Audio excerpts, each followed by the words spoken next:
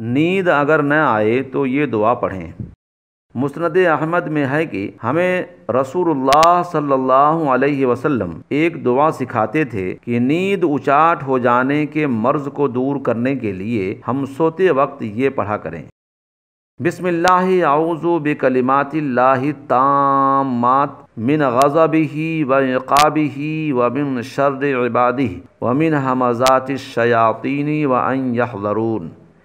حضرت ابن عمر رضی اللہ عنہما کا دستور تھا کہ اپنی اولاد میں سے جو ہوشیار ہوتے ان کو یہ دعا سکھا دیا کرتے تھے، اور جو چھوٹے ناسمجھ ہوتے یاد نہ کر سکتے تھے تو ان کے گلے میں اس دعا کو لکھ کر لٹکا دیتے۔